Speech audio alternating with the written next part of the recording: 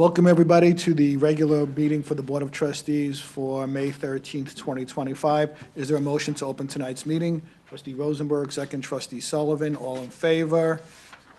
Hereby open. We're all here, which is unusual for a while, so welcome. Can we please rise for the pledge?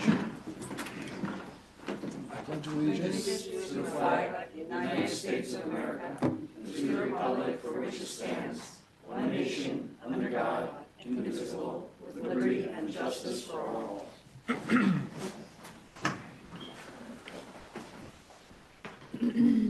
Welcome. Tonight is, I think, the first of the department presentations that we've implemented so that every, once a month, Rob, we're going to have someone The first meeting of every month, we'll have a different department head. to give us a little update on what their department has been working on and what their issues are. So I don't know how you picked, this was it out of a hat or? This is availability.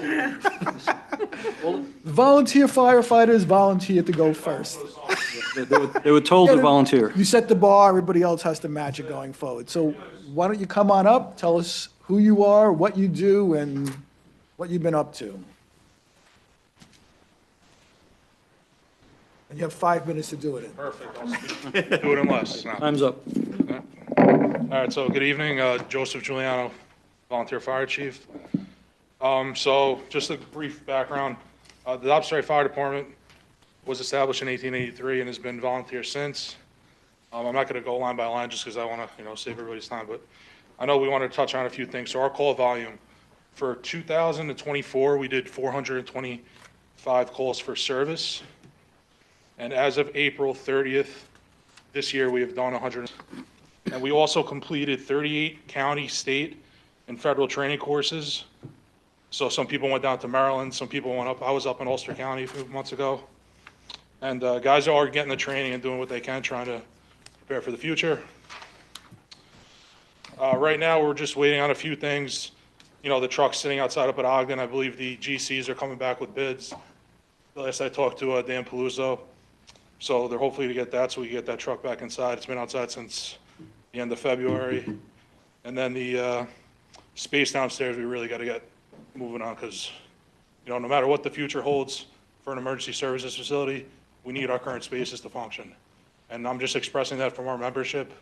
They really, really need to get back into downstairs. Community outreach. A few months ago, we did an event down at the senior center for senior citizen safety. We've been going around installing smoke detectors in some of their houses. Guys are doing that on their own time. March, we just did that, and we did another thing. We had the Girl Scouts here downstairs and the Boy Scouts as well. They came to us and the police department.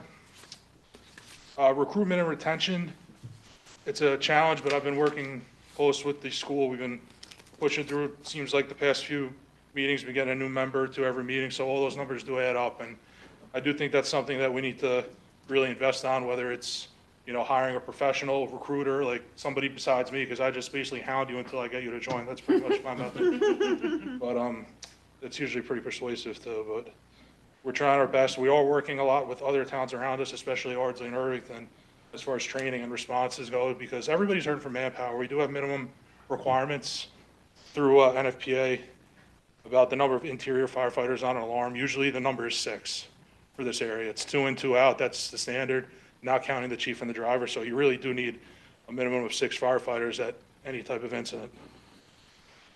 As we move forward, our key priorities are going to be, keeping the training up and making sure we meet the requirements that are being set forth in front of us. Obviously, the facilities upgrade, community outreach, and working with our neighbors. We do want to expand our junior initiative. Again, we're doing that with the school. We have one 16-year-old that just joined. I think I'm getting 1 or 2 more, hopefully in the next month or so. So that's important. And like I said, we appreciate the support, and hopefully moving forward, we work towards our end goal, which is a facility and keeping this department volunteer for as long as we can. Thank you. Thank you. We really appreciate everything that you do. Are there any questions for the chief? We've spoken before about how we can better support you with regards to recruitment. I know there are notices that get put in the mayor's newsletter, and I know that you table at a lot of the community events. I also know that that takes you away from, that's part of the volunteers' time too, so I understand that the capacity for that is limited. Are there other things that you would want us to be doing? I'm wondering if there are partnerships with, I'm just thinking I don't know, do you want to print up a flyer and see if people will put it in business windows? Do you want to, there are other ways to get in front of audiences outside of the traditional village channels? Right, so, we've done flyers and stuff in the past, they work to an extent, not as much as we want, because usually people, to be honest, get the flyer, they say, oh, okay, but I think we're at the point where, as far as recruiting and retention going, is I think we do need to look at hiring a professional to assist us with that, because I do think that's an investment that will benefit this department, because they might have, other ways, and this doesn't have to be something like Dobbs Ferry Volunteer Fire Department does alone. We could get her, someone for the area with us, Irvington, Ardsley, Hastings, et cetera, and go about it that way, because I do think by investing in a professional recruiter, it will yield some better results as far as recruiting and retaining. So, actually, we had brought that up at the village official meeting, and there was interest in the other villages in joining with that. So we'll follow up with that. Rob, maybe you could put that on for the agenda for the next VOC meeting to move that forward, because that was, It's a shared service. yeah, everybody had the same sense, they're all hurting for members, and they were, also thought it would be good to have a professional who could, in recruiting, and then they would then, depending where the people live, they would assign them to the. Yeah, and it's tough, because we have a wide range of, age groups. We have 16-year-olds, and then we have guys, Eddie Marin is the person I look up to the most in this department. He's 73 years old. Turns out, doesn't matter day or night, he's down here getting that truck out the door, and, we need guys like him too, to mentor the younger people coming up, so that way we do build a foundation for the future. Right. Okay. So again, we appreciate everything that you do. We are working towards everything that you've asked for. We're working towards it. I know it's at a slow pace, but we are working towards it. So thanks again, and as long as we keep these lines of communication open, I think everything will be okay. Thank you. Okay, so thank you. Thank you so much for coming. Thank you.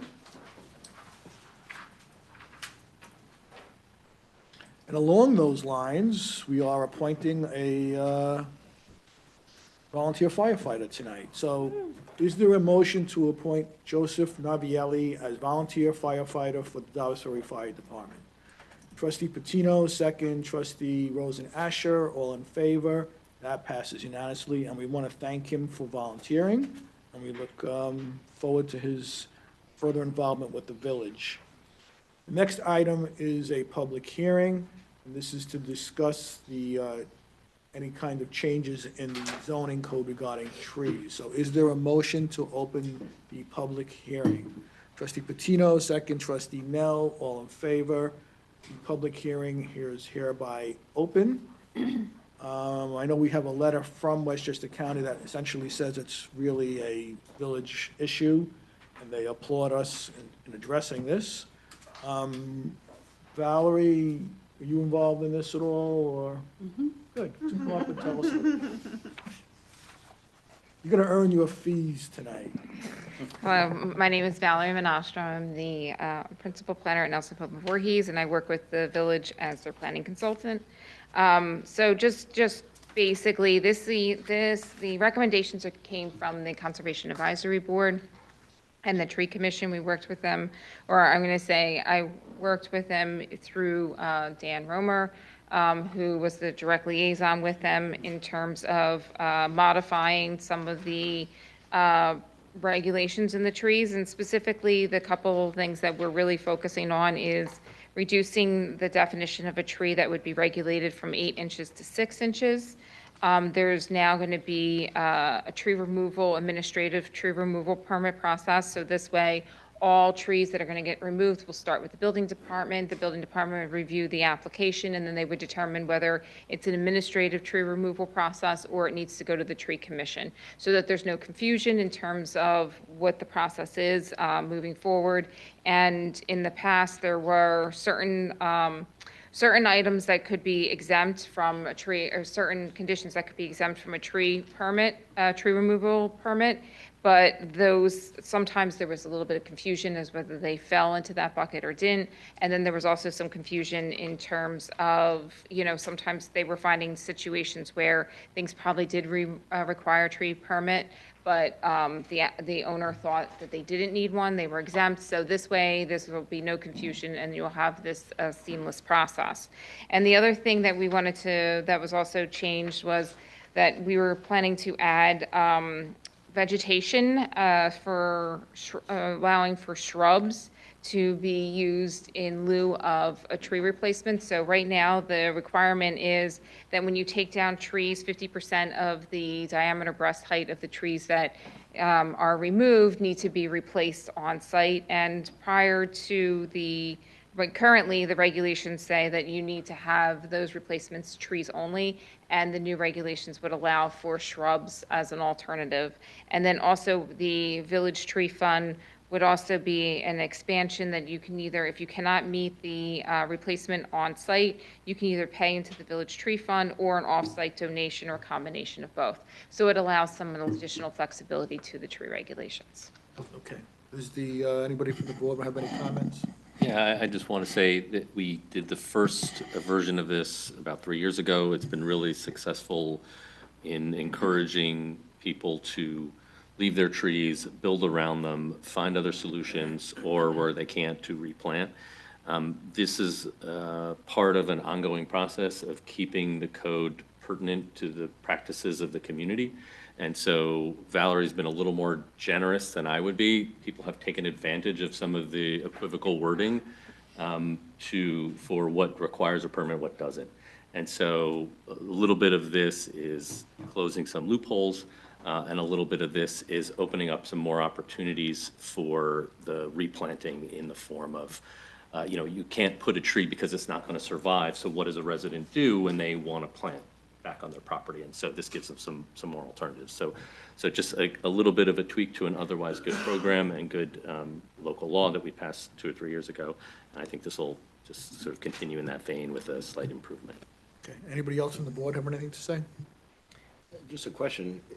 I don't know I don't know exactly how to define a shrub in terms of the cost of putting in a shrub versus the cost of putting in a tree, but it strikes me that if it's dramatically less costly to put in a shrub, we're going to have a lot more shrubs than trees put in as replacements. So that's still 50% of the value of what you're taking. Right, but how do you do the dollar value or No, the it's a diameter? Diameter. And you can check the diameter of a shrub. Yeah. Shrub. Yeah, so the proposal So I don't know what a is shrub is. shrubs of 7 to 10 gallons in size, and that was specifically chosen because of the actual size of the shrubs themselves that are Yeah. Okay, typical of cool. 7 to 10 gallon. Question withdrawn. All right. Anybody from the public have anything to say about this? Come on up. Thank you. Vincent Coulahan, live at 27 Allen Street, Dobbs Ferry for my entire life, and my family's been here since 1908. And I applaud their work that they've done in this area, but I have a couple of comments that I really think need to be considered. On the emergency services side, if you would look and move, I would suggest you move the section in 300 TAC 51 TAC I, section 3, move that all to the front, and just eliminate anything that the fire department, the police department, or highway department deem as an emergency. Just put it right there, because they're going to tell you. Say that one more time. What's the section? 300-51-I. SI, section 3, the emergency procedure will be waived. Bring that right to the front, so there's no ambiguity. So the public will see it right off the bat. That's the first thing. Second item, As item 1 in 300-51-I. section, number 3. It says emergency procedures will be waived when this tree is determined to be dangerous by police officer, firefighter, or public works officer. There's no change, by the way, from the current code to this. I would say bring it to, I'm asking you to bring it to the front. Understood. For clarity. Okay, so to move it higher on the list. Correct. Okay. Bring it right up front. You mean renumber it as 1? Correct. Bring it to the front of the code. Of that section of the code. No, bring it right to the front. You put it right in the definitions. Bring bring it, the reason being is it's buried in this, it's buried in here right now. I know, but no one who's doing an emergency removal is Okay, looking at the that's a code in the, look, I understand what you're saying, I appreciate it, that's why it's here. I'm just saying, we have an emergency section, so Okay. it has to stay in the emergency section. Okay. Thank We're you. happy to move it in the emergency section, but if we And make it move number it, one and make it number one in the emergency section. yeah, if we move it, because otherwise it's, Okay, thank you. Okay, what else you have? If a tree is downed, already downed, why do I need a permit? That's my question, you don't have to answer it. But if it's already down laying across Allen Street or Ashford Avenue, why do I need a permit? Okay? And again, more importantly, and again, I understand the purpose behind this, I truly understand it. But if we have a large storm that comes through here and knocks down hundreds of trees, this becomes very burdensome. It really does, because then it puts people at risk at their homes for having more damage done because they can't get a tree removed because of this. I understand there's verbiage in here to do that, but I'd be cautioning you that you have to address that, because in the last 50 years, we've had some very significant storms here in the village of Dobbs. And I can talk to the chief, I know very well, that they regularly, and the police department, go out on trees down. And it's not a pretty sight when a tree comes down on people's, because it creates a lot of damage. We had it in Walden Woods. Off the top of my head, Walden Woods have been a number of other places where on Northfield Avenue, trees are down, cause a lot of damage. The last item that I'm going to say is, well, two items. If the tree is dead, it's determined to be dead, then that's a real risk that you're putting to the general population and the residents. That's got to come down. No ifs, ands, or buts. Because now you're putting the lives of people at stake versus you're more concerned with a tree limb. That's what the perception. yeah. I wanna- Perception. But here's I understand what you're saying. There's two, I just want to say a couple things, and I agree with your point about storm emergency, cleanups. So we should look into some additional language for, what the community, like a serious storm. But the question about the dead tree or the down tree is that people are cutting down trees and taking a picture and saying, it's down. I got to cut it up, right? So that's why this is in here. The But that dead doesn't tree make- gets determined by an arborist. Is it dead or is it, that's What are you going to do on Ashford Avenue? Are you going to wait for an arborist to come out on Ashford Avenue? I live on Allen Street, so that's the other end. I live on Ashford Avenue. Okay? Are you going to wait for an arborist to come out and say, oh, yeah, it's dead? That's ridiculous. It's exactly what I did. But it's I ridiculous. had to have, I looked at it, I couldn't Okay, determine fine. if I was a, Okay, obviously you don't drive on Ashford Avenue that often. I understand and I respect your point. I do. I'm just giving you a comment, Okay. all right? But if a tree is dead, now you're putting people at a liable position also. Okay? It becomes liable. So that's just, again, I'm giving you feedback. all the trees on Ashford are village trees. If Stephen or anyone sees Be a careful tree when you that say is that. dead No, or dying, no, it gets no, determined by the no, no. village arborist, let me finish. And that tree gets taken down if it's dead or dying. Not all trees on Ashford Avenue are village trees. Please be careful what you say. Okay, not all, but you're talking about the ones that would pose significant risk to the road, right? Those are the ones that are Actually, between I the. look at str- people. Okay, I think we got your point of it, and we appreciate it, Vin. So I just ask that you relook at that from the standpoint of how do we respond for dead trees, down trees, and from severe storms? And also move that section to the front of that section 300, Tac 51I. Okay, thank you. Anybody else want to comment about the proposed changes in the tree law? Okay, and what we do today doesn't mean that we can't do something at another date. So, anything you want to add, Valerie?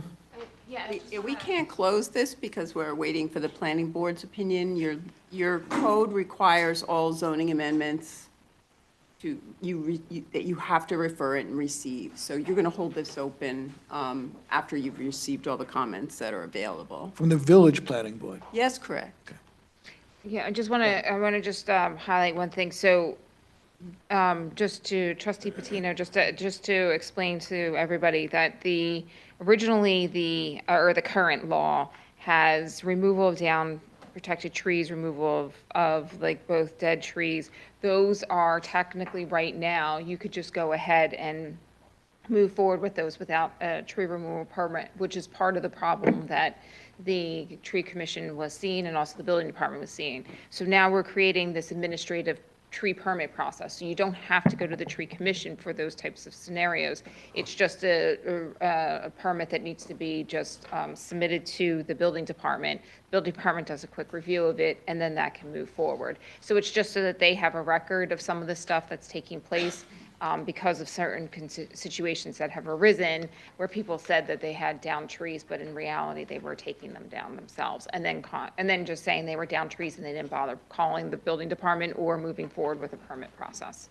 Okay. Can I ask, on the concept of a tree bringing harm to people and having that be determined by emergency services or like police, fire, EMS, what is the process in here for that tree removal, like, in those events? So are you saying that a homeowner thinks that, or a resident thinks that a tree on Ashford Avenue is dangerous? Is that what you're asking, or? Public tree?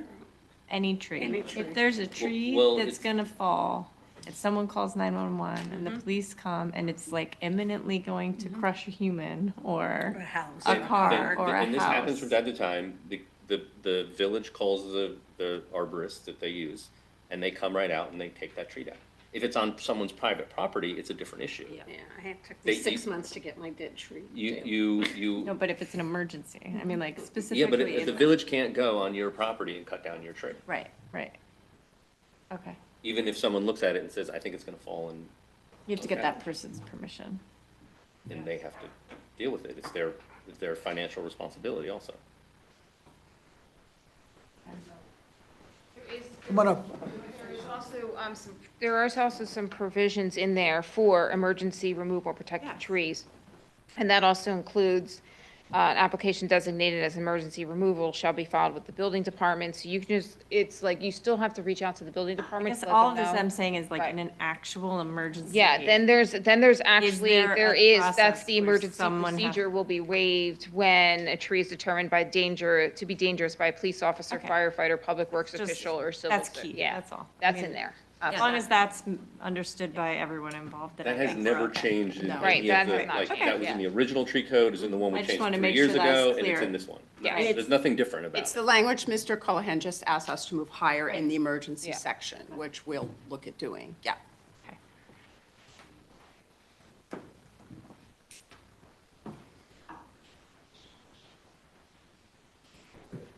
Bob Radomski, Ogden Avenue. I worked for Con Ed for almost 40 years, and I'm into this tree stuff removal and everything.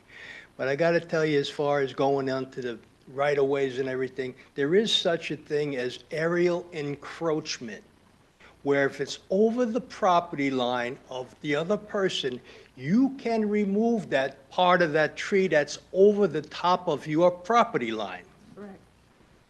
Right. But I also want to point out, like, you yourself have come to us and said you think X, Y, and Z trees are dangerous. You have come to us and pointed out trees, and we removed those trees. Yes, it took a while, but there is such a thing, just point of view, there is such a thing as aerial encroachment. That is, and if you do that and you kill someone's tree, Mm-hmm. then they will sue the village for it. Right. So there's telling you we what know it that that Okay. exists. This is not news to anyone. It's just not always a tool that can be used at will. Legal opinion. And you can, uh-oh. Thanks. You can also, that's a code enforcement issue as well, then the Yeah. property management comes into question, and the property owner can be cited and required to make it safe. So, yeah, that's possible as well. Okay, so we're not closing this public hearing. We're going No, to we're gonna- adjourn this public hearing, so next date meeting, we certain? can talk about it again, and hopefully we'll have the comments from the planning board by I then. thought of two questions, sorry. Oh, go ahead. Maybe to Valerie or to trustee Patino, I just wanted to, so my understanding is that the changes that are here reflect the concerns and the reality on the ground that the tree commission and the building department see in terms of trying to continue to refine our tree code so that it meets the village's needs, is that, like, that's what's That is informing? exactly what these changes That's- are, that's where okay, they so come they- from, and that's what they're so intended these change- to okay. correct. And the planning board will have an opportunity to Understood. opine. I just wanted to make sure that we weren't Separately. kind of pie in the sky coming up with some No. new. No, these are the people reviewing all the applications, what going is out to the actually field, happening. seeing what people are doing. I mean, a lot of this comes from the building inspector, and a lot of it comes from the tree commission, who go to every single site Mm-hmm. for which there is an application for tree removal permit. And then it's the building inspector, or it's not always Dan Romer, it depends, are looking at all the other like the administrative type. An arborist writes a letter saying there's a dead tree. They will often go look at that. So this is like rooted in the actual experience of these very tree-focused people. Yeah. Okay. Correct. Second question is, Valerie, you mentioned the tree fund. I just was just curious to hear a little, you said something about how the tree fund, how the payments could either be put into the tree fund for the village to determine how best to deploy it in service of planting more trees, or donated. I don't see that in here, so I just wanted to ask what that was. It's under section 300-51J2. It's on page 6.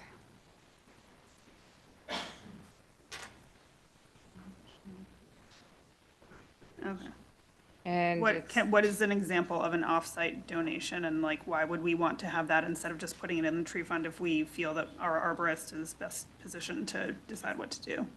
so I think part of this is that some applications that have come before the tree commission or site plan approvals from the planning board, tree replacement, for example, if somebody's building something, the trees that are coming down, even though the trees that would get replaced, at some point in time, you still need room for the trees to grow and to Right. mature. And so they're finding that some of the properties are not able to have that full replacement. So this gives another opportunity to potentially move them to an off-site donation, so that could be like maybe a park. But It is could that be- like, who determines what that donation? Well, that would be something that would be worked out between, I think, the village board, correct, Lori Well, Lee? it's per application, Yeah. it's at the tree commission.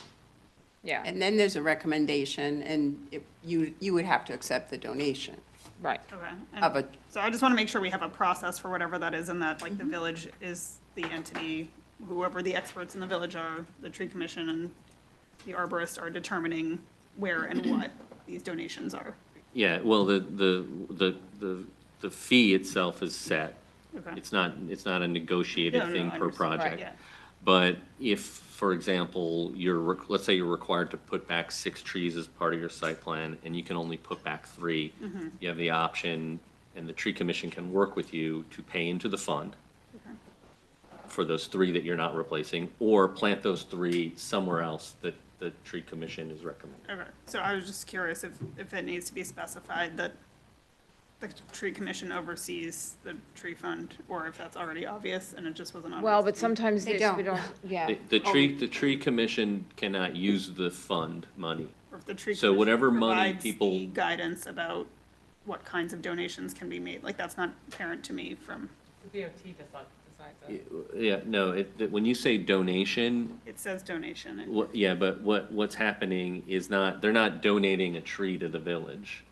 They're paying to put those 3 trees, in the hypothetical example I gave you, in another location that's determined by the tree commission at the tree commission meeting.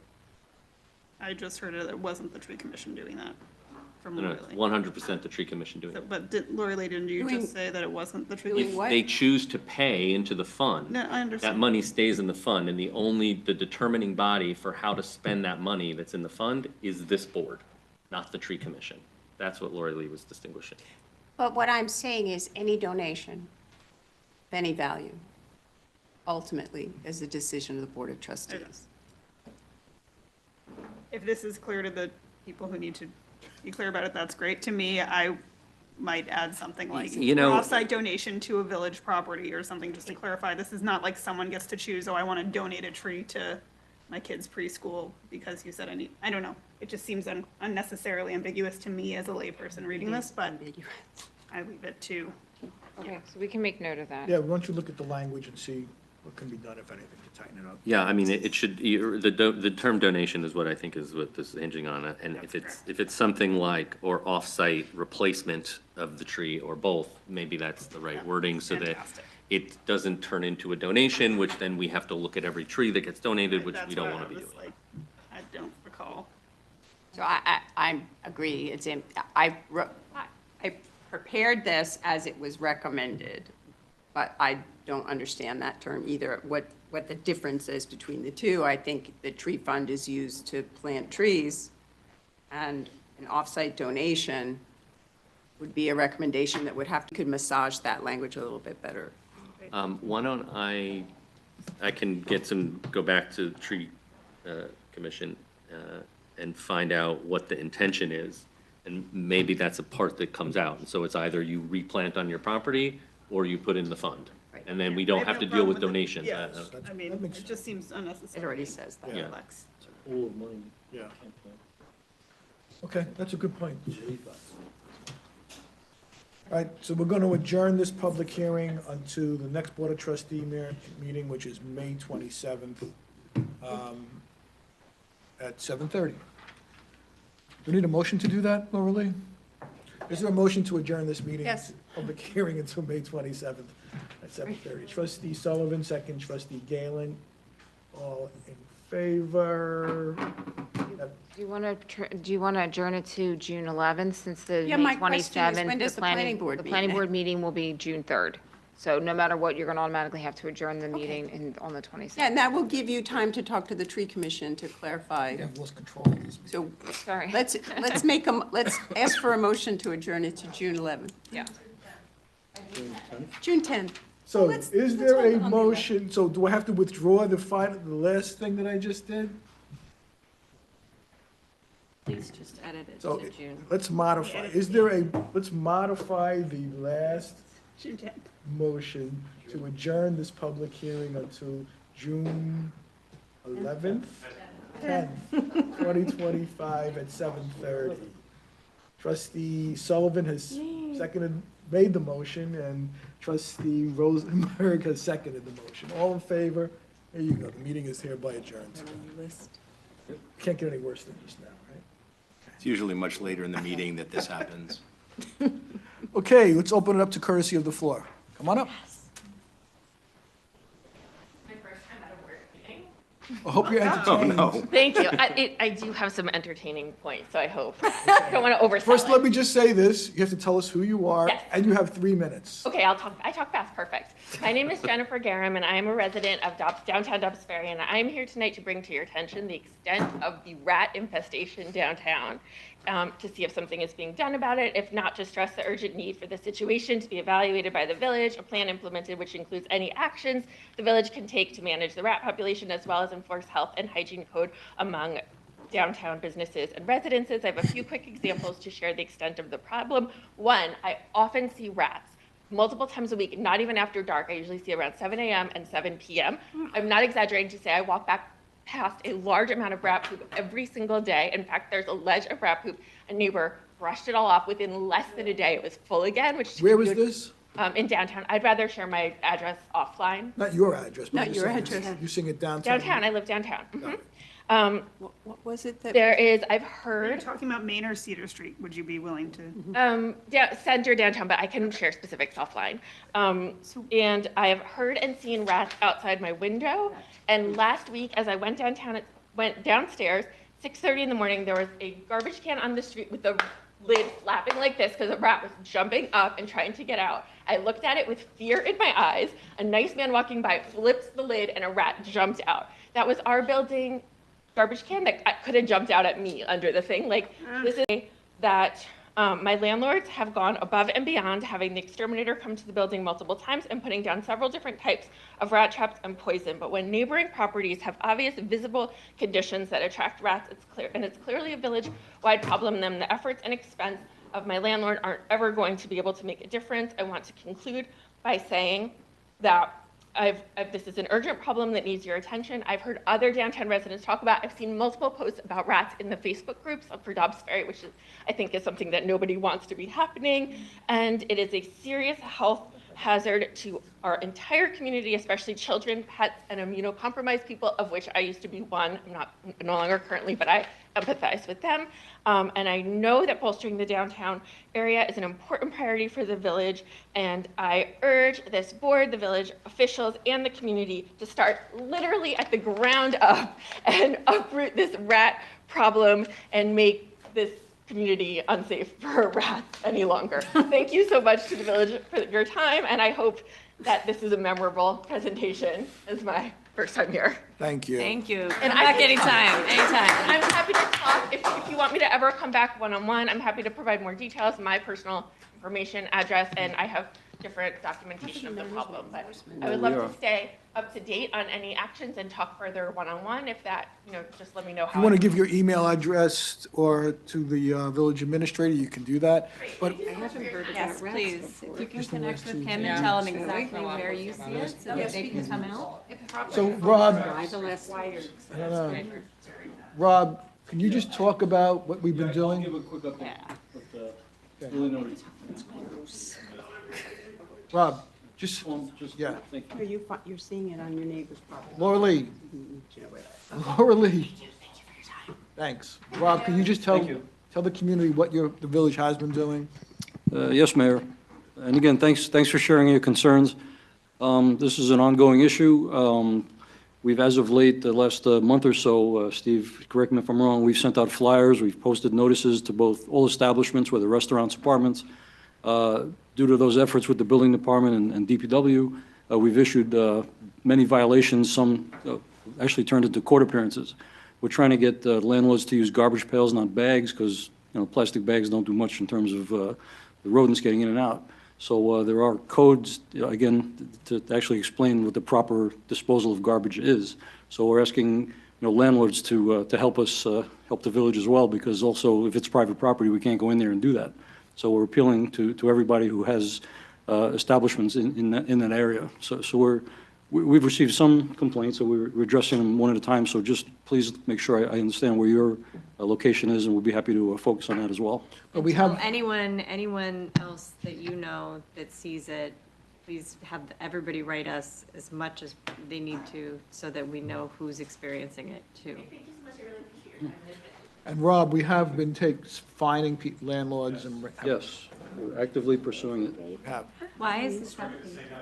It's one rat turns into two. Right, so and just to people say that in plain language, so that our recourse basically, with regards to private property, is to issue citations, and that is being done, so, and getting fines. I think that it's not, I'm hoping that it's, I don't know what we have in terms of saying you may not put garbage out in a bag. I know we're encouraging people to, it would be great to understand, like. The law prohibits plastic bags, has to be in a receptacle. Okay, and what is the recourse Paddle. if that happens? Do we issue a ticket or what Well, we happens? gave out warnings, we gave out notices, and now we're actually, Are we next going to phase, start we're giving giving out violations, and people are coming into court to explain to the judge why this is still happening.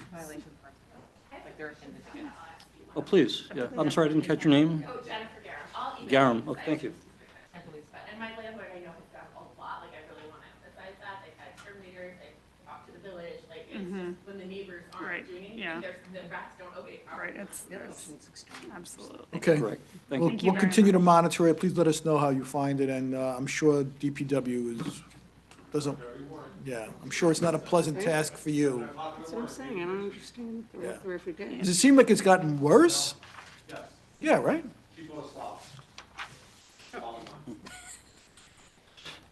We're near a river too, so there's gonna be rats. Right, I mean, But I don't understand, like, I haven't heard about this before. Right. Lately, so something must have changed to make this a problem. I mean, get exterminators. Sometimes construction, and I don't Yeah. know, that's what does Or like a very vibration. new Yeah, big it unearths empty- things. Yeah, They rattled the Like nest. in the last yeah. case.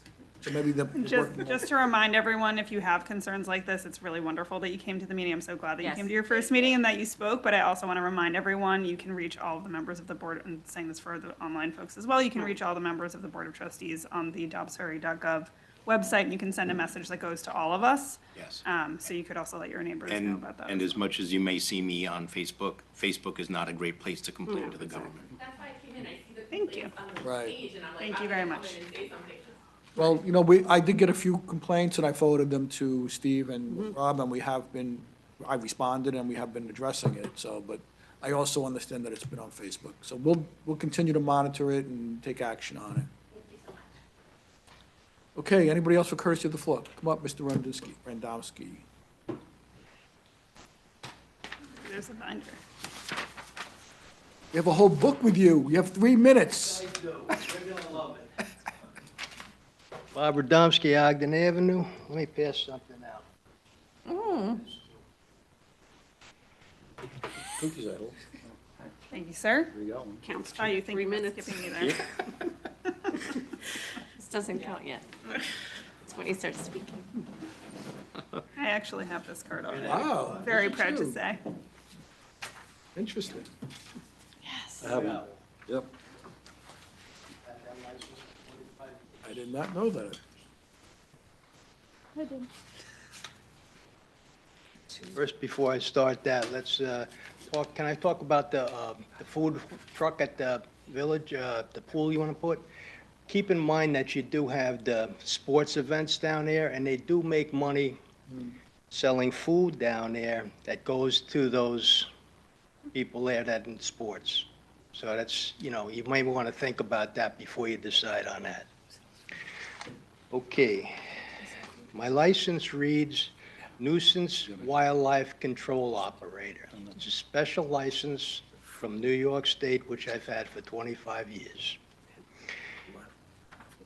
We've had besides that, this book here, we had a wildlife committee in Dobbs Ferry. It started about 15 years ago. It ended through the village. I don't know why it was disbanded. Okay, it was about 6 people on it at the time. My hearing's not as good. Did you say something about a vegetation study? Yes. Okay. We put a fence in on the Juring Estate off the golf course. It cost the village probably $2,000 to fence off an area to prove that the area inside that was not eaten up by the deer. Now, I haven't been up there in probably 10 years. It's right off the golf course. I don't even know if the person involved in that is anymore the superintendent for Ardsley Country Club. But anyway, we did have a fenced-off area. Whether it's still there, I could point it out to you, walk it with anybody you want. We had public forums on deer at the Embassy Club in 211. We also had forums on feral cats and coyotes. These were attended by land management directors, PhD in veterinary medicines, curator of the wildlife for Westchester County, and a wildlife biologist from Region 3. We got nowhere. I don't know where you're going to get anywhere. Haven't been here in 4 months, so I don't know what Irvington did or what you're even considering. But you're going to get hammered, like we did. Hastings' try at controlling deer was a complete disaster. The only thing they did was contaminate the food chain with drugs. Those deer are now fit for nothing. The costly fence around that hillside park they did, maybe we can ask the chief about the kids' parties they have up there. These kids are pretty resilient. They figure they can go to the place where they came in, got wire cutters. They cut that fence up to hell. There's holes all in it. They're pretty resilient, these kids. They're not going to get caught. So I don't know what you're going to do on this, but I got a book that could show you exactly what we did. As far as nuisance control permits, I can't take deer on that permit, but I can on this one. Thank you for listening to me. If you need any information, I was at Hastings. I was asked to go to Hastings when they had that coyote problem years ago. I was down there with the chief of police, the mayors and trustees, and everybody. I sat around a discussion table.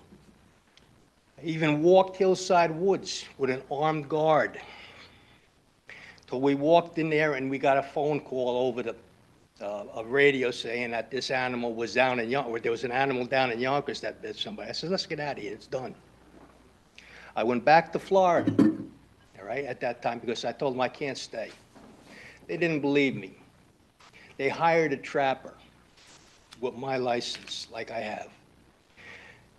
Closed down the parks for 2 weeks to try and catch coyotes. You know how many coyotes they got? 0. You know how much they paid?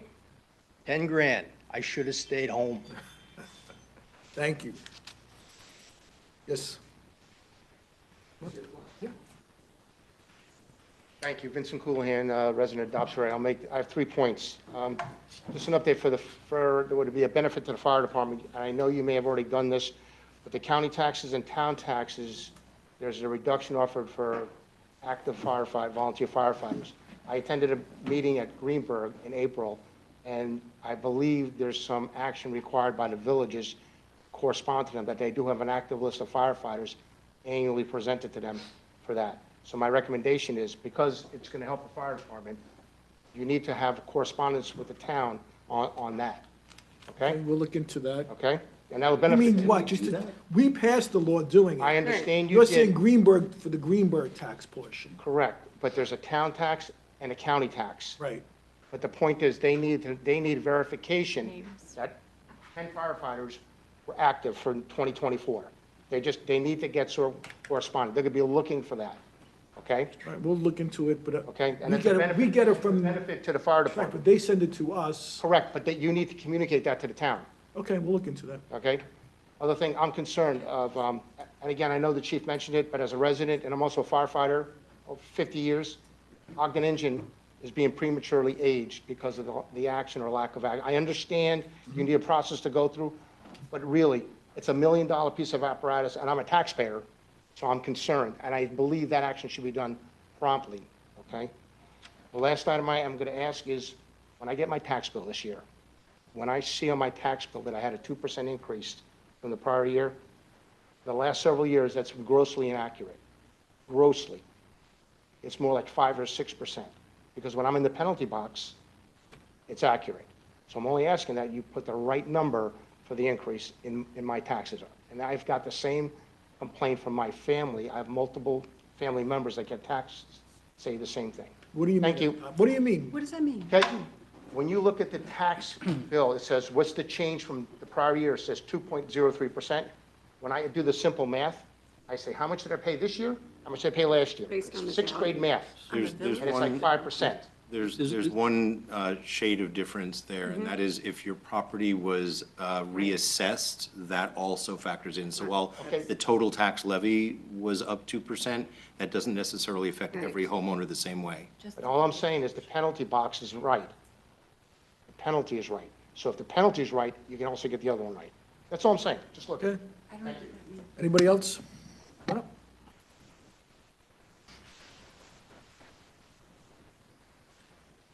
Hi, good evening. Matthew Scott Hansen. Grew up in Irvington, live in Dobbs Ferry now. I'm chair of the Conservation Advisory Board. I want to say thanks to the fire department also, because I know they work their butts off, and they've come to my house a few times over the years. So we like to donate to them. I also wanted to say that I'm glad to see that Delbar Afshar is here tonight about her Little Free Library after coming one more time to see that it goes through.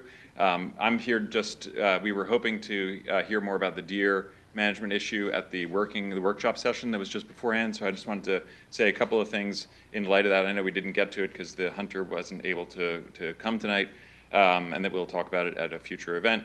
Really, it was just to say that the Irvington study that was done took quite a while to do. The Irvington woods are the During woods. There happens to be a thin strip of asphalt or concrete in between the two. The species are the same in the woods. The effects are the same. The deer are the same. They don't need a passport to cross the street, and it's exactly the same condition. So if it's possible to accelerate the process without having to do the study, I would argue that it is the same woods. I'm just stating that out there. In terms of the fence that was in the During Preserve that the gentleman earlier was talking about, the exclosure, by the golf course. That fence has fallen down quite a few years ago, but I've seen it. I know exactly where it is. There's a separate one that was put up about 6 years ago by the Conservation Advisory Board that's done really well. What's grown inside has grown really well. And so I just wanted to give you that update on that. And Irvington did this long-term study about the deer population and all the other species being wiped out on the ground floor, the plants, the fungi, the chipmunks, the hawks that run out of chipmunks, et cetera, et cetera. And it was a really great study that they did, and we have tonight with us from the Irvington Woods Committee that put that study together, that hired a professional hunter in Irvington who took down 26 deer this year and did a really good job at reducing that because we have 7 times more deer than the ecosystem can handle as per the study. But I have Zoe Hamilton from Bar who's here, who's also going to speak after me about that, the deer topic and Irvington versus what they've learned in their process. Okay. Come on up. Let me just say that we did speak to, I think, Mr. Kelly. Yes, we had a Zoom meeting with him yesterday, and he presented his findings about Irvington, and he thought the way Irvington went about it was the way we should go about it. So you have done extensive studies on it. You've hired someone to do the vegetation study, and then I think him to do the deer management study as well. And he thought it would be best if we follow the Irvington way rather than just hire him to just cull without having any substantive backup evidence. Well, so the village had a grant that produced a community management report that was published in 2022 that said, recommended 3 things: removing invasives, planting natives, and doing something about the deer pressure. Because the reports called into question whether there were soil issues, the village also hired someone to analyze the soil to prove that the soil was not the reason that there was no regeneration happening in the woods. Then in 2023, we hired Peter Kelly to do a deer density survey, which showed that we had, I think it was 141 deer per square mile in Irvington. And so we began the proposal to look at the options for what to do with it to preserve the woods. And what we came down to was a fence would be extremely expensive, especially for a park as large as the Irvington Woods Park, and not to mention the maintenance. We also felt that a fence the fencing the area would put further pressure on residents' open property and only compound the problem on the roads, as well as deer pressure on private property and other open spaces. So the village did hire a private hunter after we spoke to a number of preserves and parks in Westchester that have volunteer programs. And what we came down to is that the volunteer programs typically, sport hunters, they want the bucks, right? They want the rack, and it is a problem for volunteer programs to get hunters to take more than 1 deer for every 2 years. That's the standard in Westchester parks and other Westchester preserves.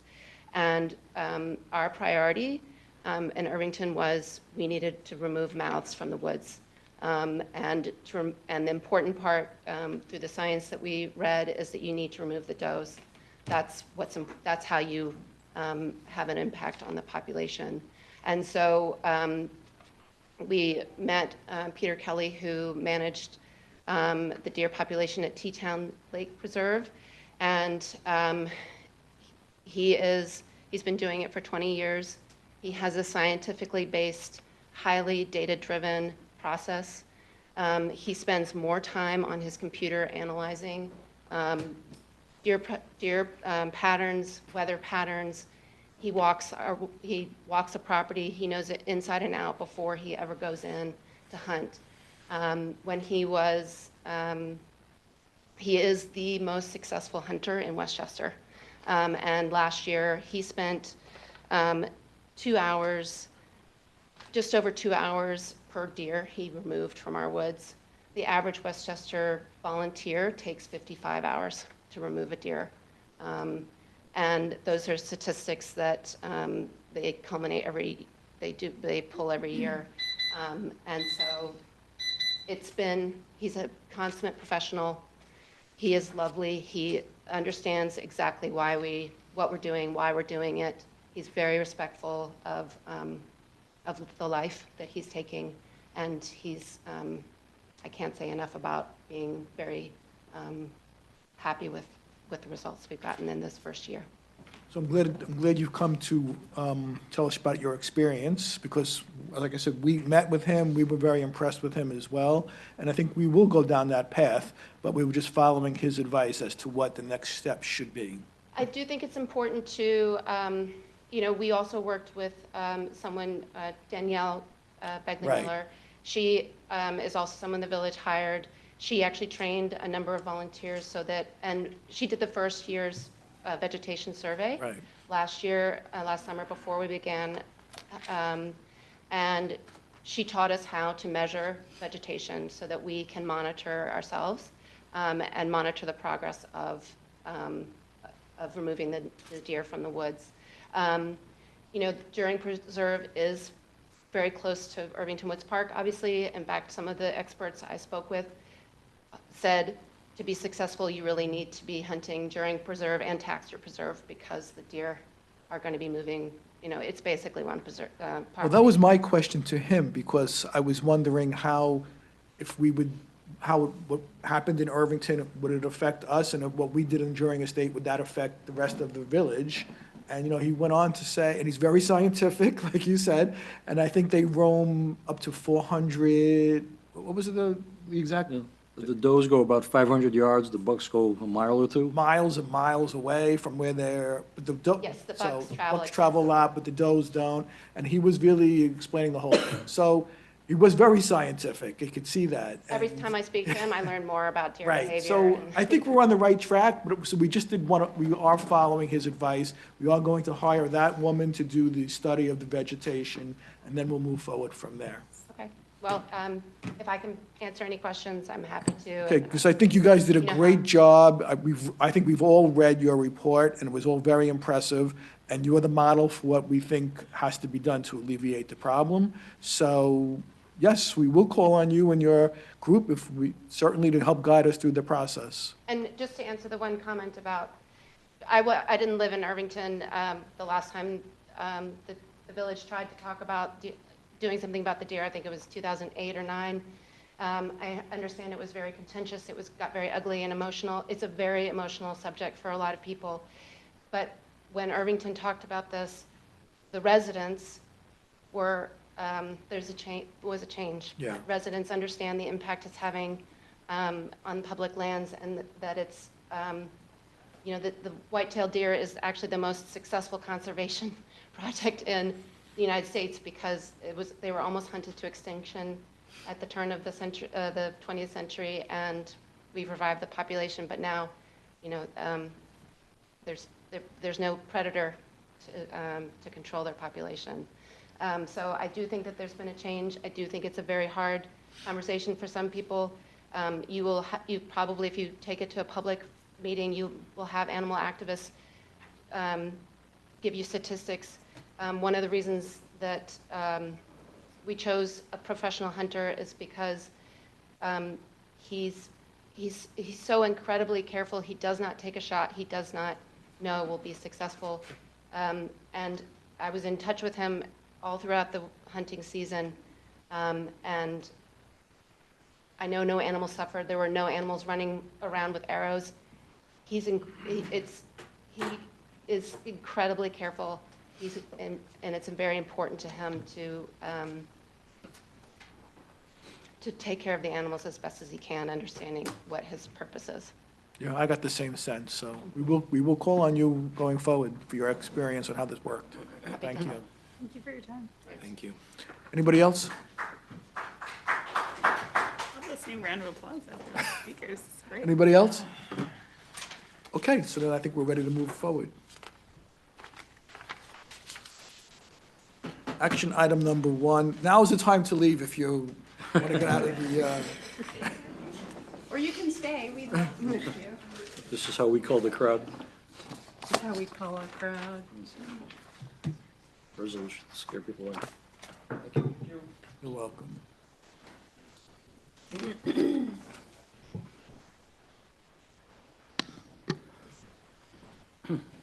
Okay, action item number one is regarding a police vehicle. So is there, I have a question. Chief? Chief, we're talking about your police vehicle. Just a quick question that came from the traffic committee. Is this vehicle going to plan to have bull bars? Could you come on up to the microphone? And for the benefit of the public, can you tell us what that is?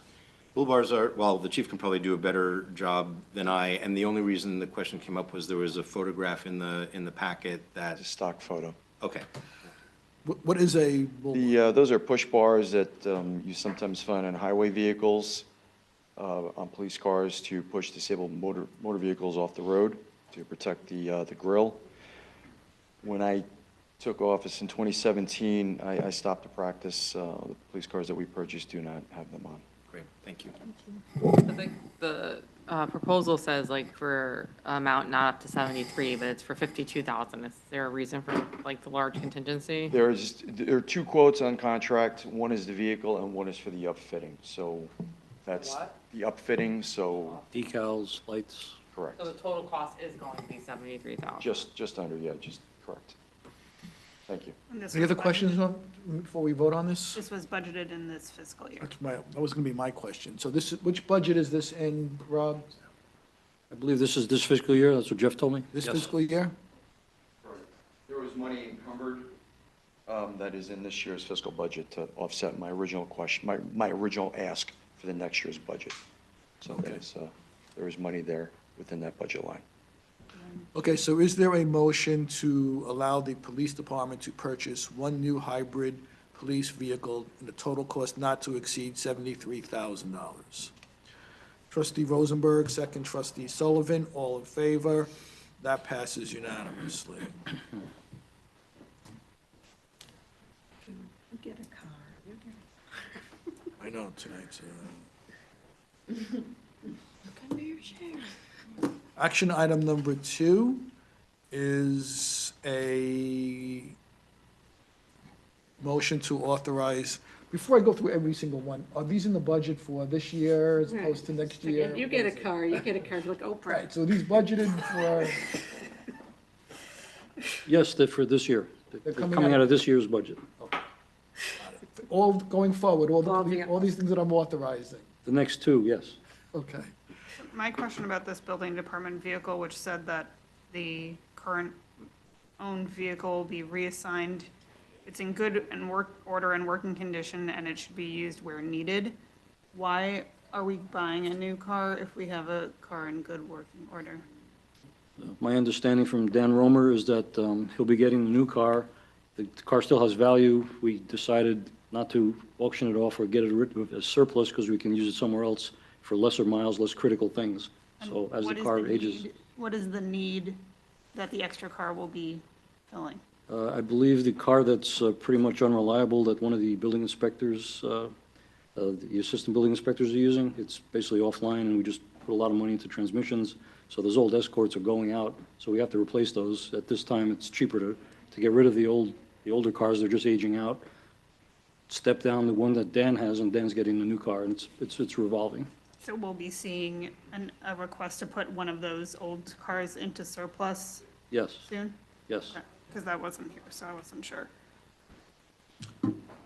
Okay, so is there a motion to authorize the purchase of one 2025 Ford Explorer hybrid all-wheel drive vehicle off a New York State contract with the price not to exceed $48,248.50?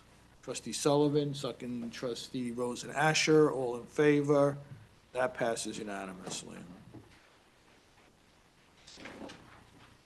But it might be helpful to have more backup for these in the future, so that we don't have to ask all the questions. Well, it does say in the memo that it's replacing a 2016 Ford Escape that has mechanical issues. So that is in the memo. But maybe there's more information that we need. Action item number 3, We didn't see that go into surplus, though, here. no. So, This is to authorize the purchase of a Ford F-150 Lightning all-wheel drive, fully electric vehicle. Is there any questions on that before we vote on it? This is the one that we talked about in the budget for next year, correct? But that we were gonna do it in this year's because we were able to? Right, I think so. Just one question, and that is it's the standard F-150 electric, it's not lifted or anything like that? is this our first fully electric vehicle? Yes. All right. Interesting. Whoops. I didn't think so. You're right, I didn't know that. So we're- Because they're a deal right now or something, right? What was it? No? It's not a hybrid, it's an electric.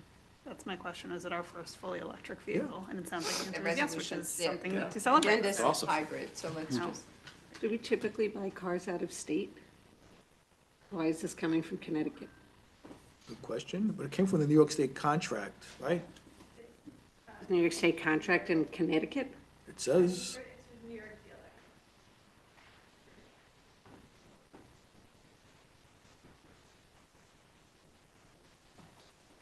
As long as it's not New Jersey. well, we bought it off the contract price, so I'm assuming it's in New York. So is there a motion to authorize the purchase of one 2025 Ford F-150 Lightning all-wheel drive, fully electric vehicle off of the New York State contract with a total cost not to exceed $46,077.25?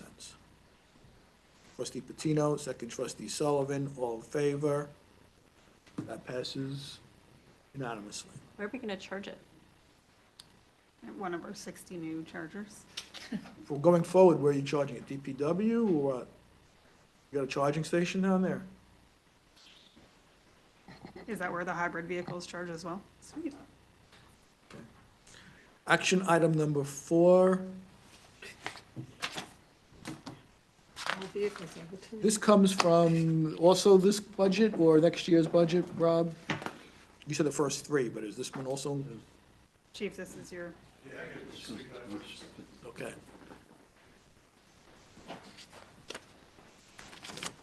So this is actually for the new budget after June. It won't be taken out of this year's. We won't order it till after June. The reason for this is, you know, when we got the quote to do the budget for this year, the sales guy who we've been buying our cars from said, listen, the cars are gonna get, everyone knows what's going on, right? So the cars are gonna get jacked up. So he said he'd hold it for us at the current price, because he has, I think, 1 or 2 left on the lot, as long as we got, you know, pre-approved. So I basically wanted to come to you guys for pre-approval, telling them to hold it, but it will not be taken out of this year's budget. It will be taken out of after June 1st. Got it. Thank you for. And then the old car is going to be declared surplus. We got that valued, appraised at about 40 to 45,000. Wow. Because, you know, we usually cycle those cars at 6 years and we get a really good return on it. So once the new one's in service, that'll get sold. We have a pretty good vendor who helps us market those and, you know, keep the value of the cars up. and this was a car that we discussed and approved for. Correct. This was approved So in it's the already in, new, baked in. in the new budget. This was adopted in the budget Great. for 25, 26. Thank you. Okay, so is there a motion to purchase a new fire chief's vehicle and declare the old chief's vehicle as surplus equipment for a price not to, off of the New York State contract, for a price not to exceed $88,246.16? Trustee Patino, second trustee Nell, all in favor? That passes unanimously. Okay, so that's enough money we spent today. Let's move on to the Memorial Day Parade. So is there a motion to authorize the village to contribute funding for the operation of Memorial Day Parade as co-sponsored with the American Legion in an amount not to exceed $1,400? Trustee Rosenberg, second. Trustee Galen, all in favor? That passes unanimously. Action item number 6 is a budget transfer. I have a question. Sure. Before you move away from Memorial Day, have you authorized a street closure for the parade since your next meeting will actually be after Memorial Day? I don't think we have. Just want to make sure you're covering yourself. No, I don't think Here's we what it says, there's no street closure. Sure, we have in the past. It doesn't march down the street. does march down the street. But like the Little League parade does. No. No, it doesn't. It Last takes up year, the we didn't street. have to close it. We close it, we do close the I'm street. just asking, I don't know what the Good question. Not, if I may, those aren't true, we just hold the street for a few Perfect. minutes to get the parade through. We are not shutting the street down for, as we would for any other type of major event like Ferry Festa. So, Temporary. no, we have not requested street closures in the past. We're not requesting it this year. We will just hold traffic Yeah. as we get the pedestrians through the major intersections that we got to hit. So it'll be just several minute shutdowns, but not a street closure, no. Thank Okay. you. Got it. Thank you. Just checking. Good question. But I know Jeff's not here to explain the budget transfers, but I think in the past, items have to be moved from one budget item to another item, so it's just an accounting feature, so. Is there a motion Is there, to, Steve, sorry, is there anything, are you talking about the DPW ones? Okay. is there a motion to approve the Department of Public Works budget transfers as laid out in the motion? Trustee Sullivan, second trustee Galen, all in favor. That passes unanimously. Action item number 7. This is concerning the Project Mover where we've, and maybe Matt, you can go into a little bit more detail if necessary, where we've entered into, we got a grant pretty much from the county to work with other villages on this bike sharing. Right, it's an e-bike sharing program that will be, have stations in Dobbs Ferry at a number of locations, as outlined here. The Ossining, there was a multi-village consortium of grantees. The first pilot was done in Ossining, and now it is moving into to the other villages, having been successful in Ossining. So I'm delighted that this is going to be moving forward and give people in Dobbs Ferry an opportunity to ride to their destinations. There are 6 or 7 different pickup and drop-off locations, largely in the downtown, but also by Gould Park, and more in consideration for the future. Right, so I think the full list is Waterfront Park, Dobbs Ferry Train Station, Memorial Park, Dobbs Ferry Public Library, Cedar Street and Main Street, Cedar Street Business Strip, I don't know exactly where that is, Gould Park, and I think Danforth at the Rivertown Square will be a possibility. That is private property, so they have to work that out. So this is like city bikes, like you see in New York City. You'll be able to pick up a bike when you get off the train. You could ride it to the library, leave it at the library, and then walk home, or take it to another location and leave the bike at another location. Yeah. So, Gould Park even. Gould Park.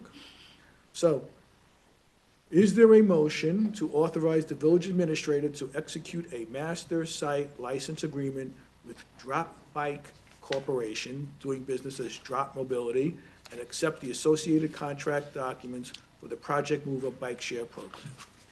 Trustee Rosen Asher, second. Trustee Patino, all in favor? That passes unanimously. So we look forward to that. When's it gonna be installed? I don't know. Rob, when's it gonna be installed? Once we get this agreement back to them, we already did a site visit for all these sites.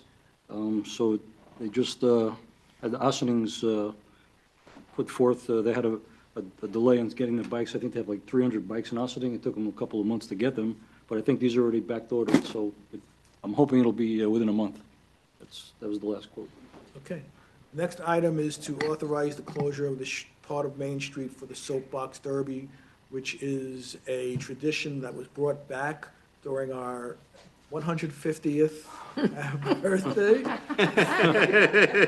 So, I almost was going to say it in light of this afternoon's meeting, but I was not going to try it. So, it's been a great tradition. I think everybody loved it the last 2 years, so we're going to do it again. So is there a motion to authorize the closure of a portion of Main Street for the 2025 Soapbox Derby to be held on June 29th, 2025? Trustee Nell, second trustee Patino, all in favor? That passes unanimously. Are you going to put something in this year? Okay. You have interesting designs there, it's great. Action item I still number, think the village should do one. we should do one, you're right. I said that last year too. Like a village, we should run one. You should come up with a design for the village. Who's gonna squeeze themselves into that little tiny? Jess. Get a jockey. Oh, I think the youngest. I think it sounds more like a clerk The job. oldest is small. But we don't have to have one of us do it. Somebody else could be the driver. We should. Like a clown car, Get it. all of us can fit in it together.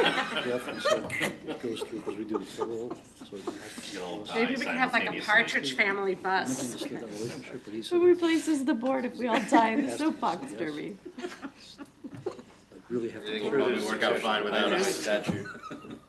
They have their own board, they have their own money. Okay, the next Sorry. item is to, But he is said- to authorize the installation of the Little Free Library. Laura, do you want to come up and tell us a little bit about it? We've been sitting there so long. I know, I wanted to move it up higher, but it would be too With all the complicated. tree charms. So tell us who you are, what's happening. Hi again, my name is Delwar Afshar. I'm a Dobbsbury High School junior, and for my international baccalaureate, like IB diploma, I have to do a CAS project, which is Creativity, Activity, and Service. And for my specific CAS project, I wanted to install a little free library at the waterfront park because there are maybe like 2 or 3 that are in Dobbsbury right now, but they aren't like easily accessible. And I just wanted to have it somewhere that a lot of people from Dobbsbury go to, enjoy nature, enjoy the river. So this will increase kind of like the literacy, because literacy is a huge problem right now in the United States. So this is kind of a way to increase literacy for, kids and their families. So from the last update, I have been in contact with the village administrator, and we've talked about sort of the different places that the Little Free Library could be put at, and also just some of like the materials. And I think just like in the little like resolution thing, I have pictures of the actual like Little Free Library, like the measurements and also the placement. It's being placed near the actual like park,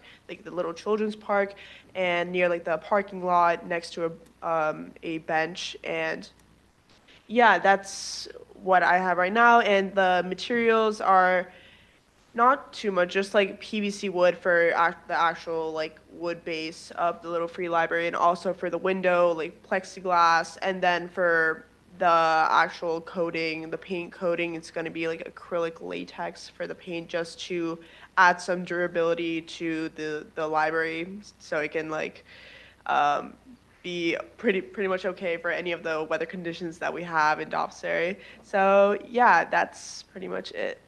Well, thank you, it's very impressive, thank you. Thank you. And is DPW putting this up, or Yes, Mr. Trezor? yes. Mr. Trezor. It is. Okay, so good, you could work with DPW, you can put it up, and just let us know when it's, Betty nodded. let us know when it's ready to go, and we'll be happy to go there when it's Okay. ready. Yeah, Thank you so much. I'm really impressed with this map. They sound. Oh yeah, it was Like- right next to the bathrooms near the park. So. Oh, okay. Where is this? Anyway. So thank you for that, so we just need a motion, so, Oh, sorry. I just have a question. sure. So since we're most likely just moving on to the next step of actually building the Little Free Library, obviously I'm not like a licensed person to be actually building this. So I was wondering if I would be getting any help with like the parks and the recreational like department for the actual making of the Little Free Library and also just like the installation as well. The installation we will install, is that safe to say? Building of it, I don't know. That's, Part of the project. I think that's you. Is that part of your project to build it also? Well, We anoint him. Right. Good, so you Welcome can to build it, parenthood. You get an IB diploma too? you can build it together and work with DPW. They will help you install it, and they'll do whatever they can to make it easier. Because we have done this before with the Scout project, right? They build it. And they Scouts built it. Right. okay. Yeah. So, If I build it, I can guarantee for 2 days. I know, no, I feel your pain. So, we have a lot of handy There's good people. YouTube videos. Parents. Yeah. Maybe some people in the village will volunteer, so we'll see. I bet you have a Post it on friend with a Facebook. construction family member. Oh, yeah.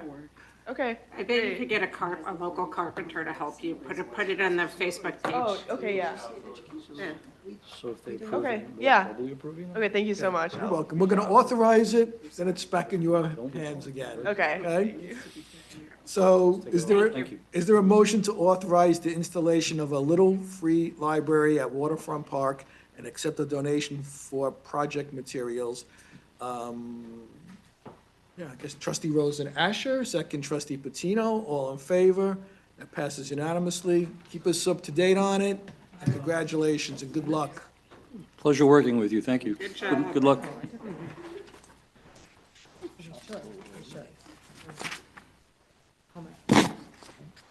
Okay, this is an end-of-life surplus police equipment, so is there a motion to authorize the disposal of end-of-life surplus police equipment?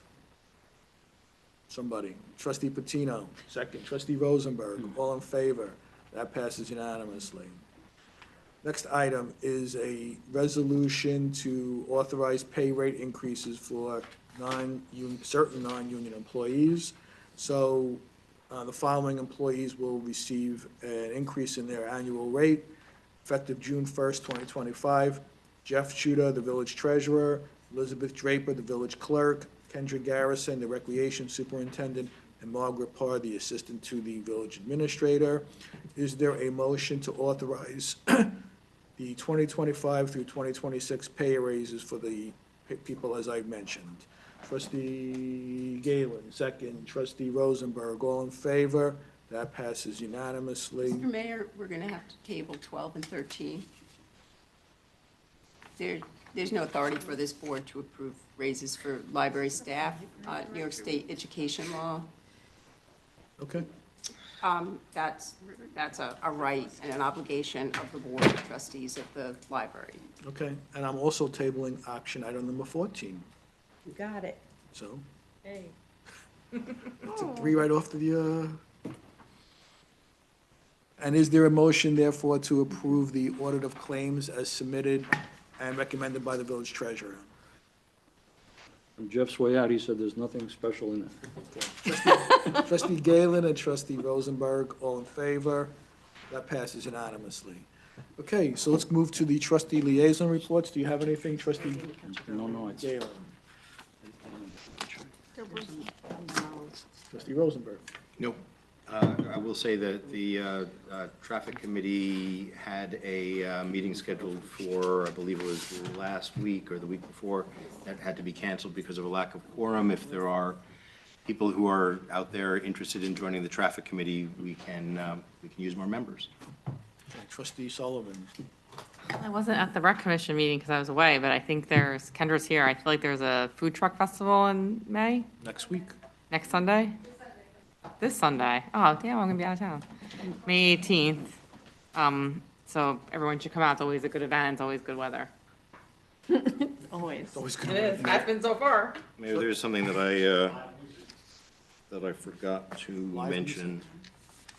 On Wednesday, the 4th of June, there is going to be a public meeting at the Rotunda at Mercy College, where the next round of drawings and maps for the Route 9 Complete Streets project will be on display for public feedback. So anybody who's interested in that project, Mercy College, June 4, 6 to 8 p.m. Trustee Zeno. The CAB has two events, Sunday, May 18th at 2. They're meeting at 167 Judson Avenue, and Sunday, May 25th, also at 2, meeting at Hillside School in Hastings. This is an open space cleanup, so this is to help some other students who have taken, other juniors, Dobbs High School, who've taken on projects to clean up the woods. So please join them. There's usually a lot of people at those events, and they're fun. Trustee Rosen Asher. The Human Rights and Diversity Committee, I think, will be presenting at the next meeting their findings from the first round of the listening circles and hopes to continue. They've found some interesting things, and one of the things that they want to do for the next time is to do more targeted outreach to specific groups of people on different demographics to get a better sampling, but there's some good information, and they will be presenting at the next meeting. Trustee Nell. Okay. Start with Sustainable Dobbs. They had an awesome dirt fest. I don't know who made it, but you get some compost and play some games. I know Vinny was there. I was there. And we had our meeting yesterday, and they're excited about the gas leaf blower concept that they presented to us in our workshop and are eager for us to meet. And I am hopeful we're going to have that on an agenda to discuss some legislation, future stuff in June, hopefully. And they are putting together, they're really interested in having community gardens. So they are doing some research on that to propose to us what they might find on that and locations for that. Downtown Committee, we have Phoenicia Flea coming up in conjunction with River Arts on June 14th, which will be awesome. June what? 14th. Yes, June 14th. And then we have another Wickers Creek Market on June 22nd, so we're doing a lot of good activation at the waterfront. We are going to try and plan better for the shuttle to work for both, to connect the downtown more with these things happening at the waterfront. And then Thursday for New York Forward, we have our meeting. It's the first local planning committee meeting. And so what that is an opportunity to understand more of what the process is going to be.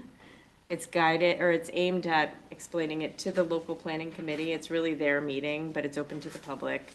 So all of you guys are welcome if you want to know and understand it more thoroughly, because it's kind of a complex process. It's not required. You don't have to go. So we'll be there. We can report back after what happens. And then hopefully at our next meeting, we're going to see some designs for the downtown signage and wayfinding.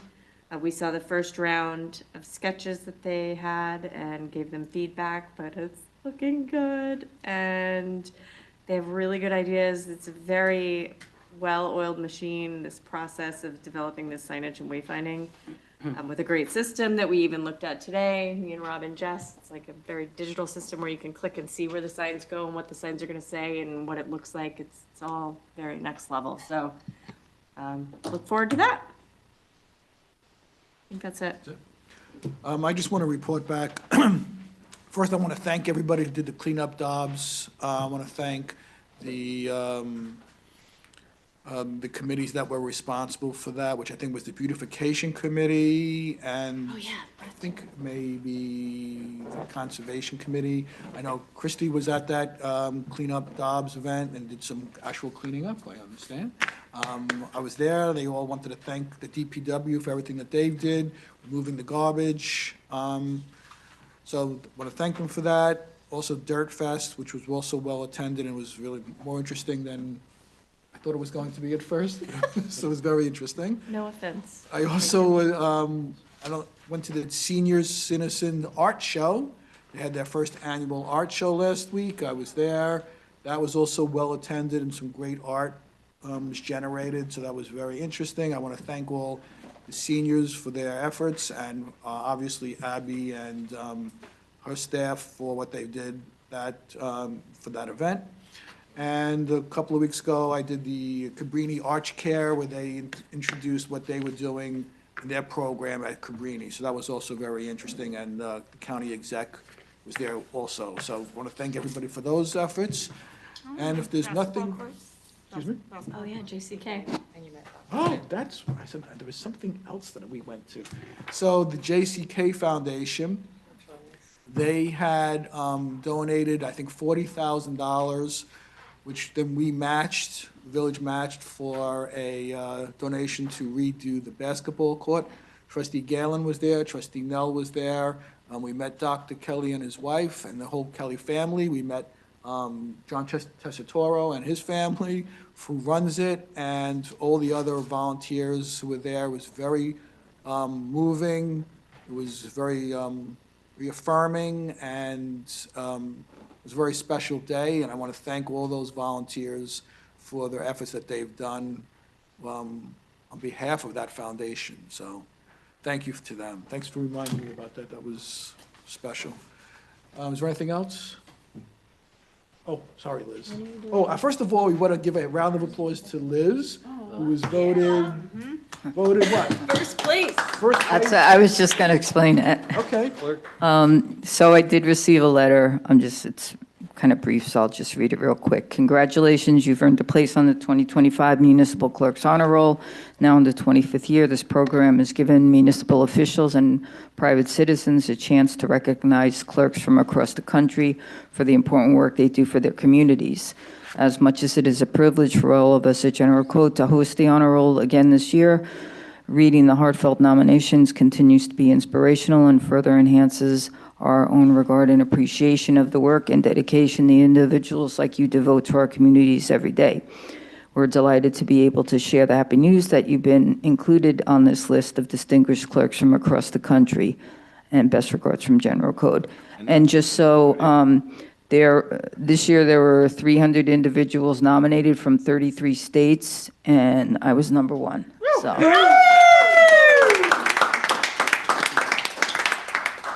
Congratulations, Liz, well deserved. Thank you. I noticed Audsley didn't get any votes. Exactly. He needs a tiara and a sash. A tiara and a sash. I already have one, honey. I guess Nancy didn't try as hard to recruit people to vote.